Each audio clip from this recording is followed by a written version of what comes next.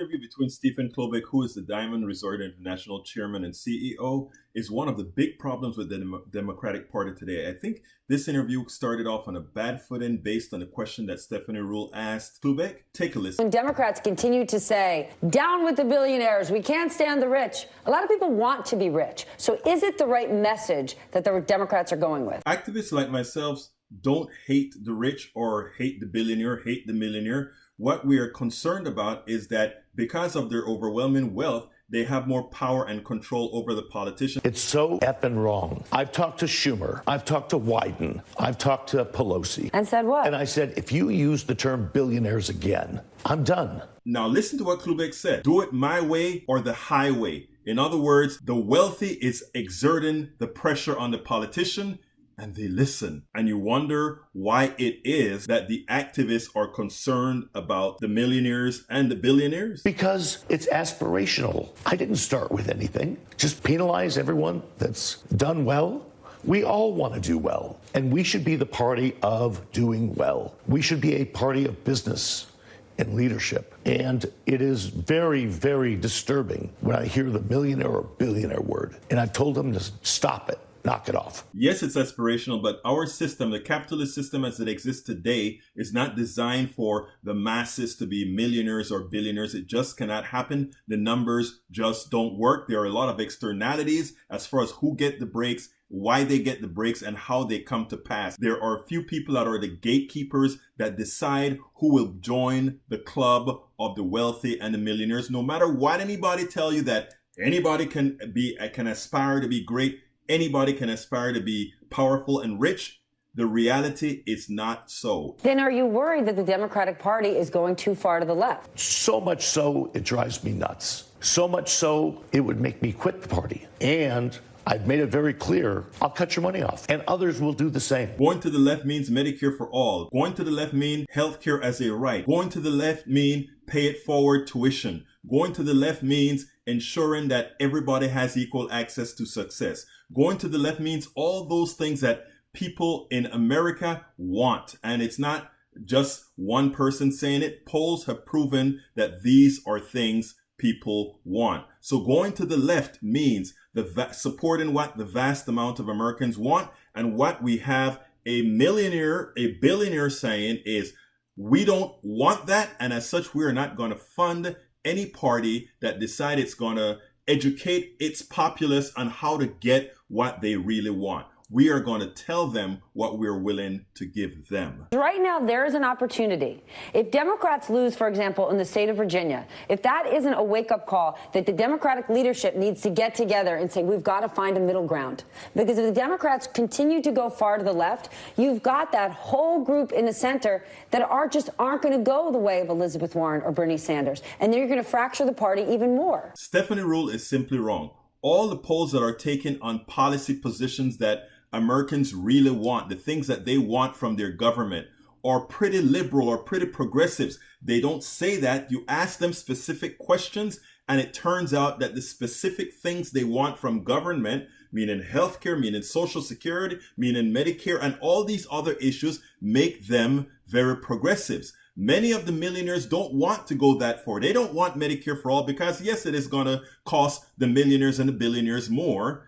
They don't want these policies that put more stress on the government because, again, that's less tax cuts or more taxes for them. The reality is, however, that what most Americans want are things that are considered left of center, very, very left of center. So the premise that Stephanie Ruhle has that somehow that's going to detract from Americans, that's going to pull Americans away from the people who are asking for these issues is simply wrong. She did the interview before the election in Virginia and New Jersey. What we had in Virginia and New Jersey are grassroots people running throughout the state on these same types of policies. And guess what?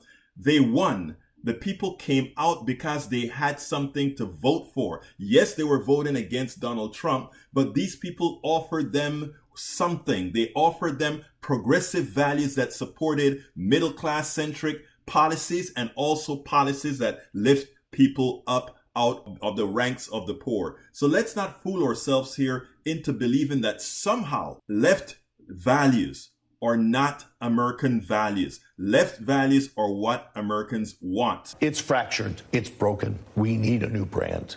It needs to be simple. Keep it simple. Tax reform. Keep it simple. Infrastructure. No bumps in the road. What more do we have to say? They need to have a new brand created. Are we going to see Democrats pull it together and vote together? A lot of Bernie supporters did not turn and vote for Hillary. They just didn't vote at all. I know, and I can tell you that if we go far left, I'm out. I'm out. We need middle ground. So when you tell the Democratic leadership this, when you meet with Wyden and Pelosi and Schumer, what do they say to you? Well, so far they've given me great signals that they're willing to participate and get there. We shall see.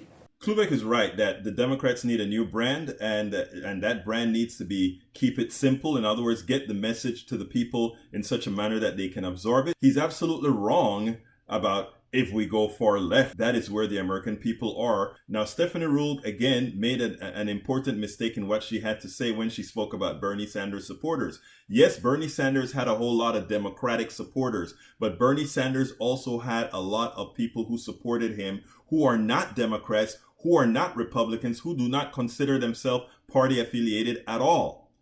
If any day Bernie was simply to come out and say, I am a Democrat, you've lost all those people. The benefits for having a Bernie Sanders in there aligned with the Democratic Party is that you have a window, a doorway for those people who refuse to consider themselves Democrats to come on in and form that necessary coalition. That is something that is seldom understood about the Bernie Sanders movement that Democrats better start understanding. There are a lot of people that are anathema to both the Republican and the Democratic Party, and those on the left side of the aisle outnumber those on the right side of the aisle, and those are the people we want. Ironically, their values are almost identical to those values that we find inside of the Democratic platform.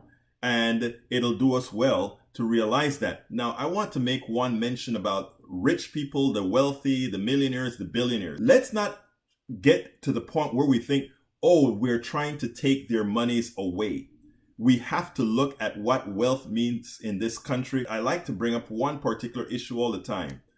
Engineers make products. Engineers make things of value.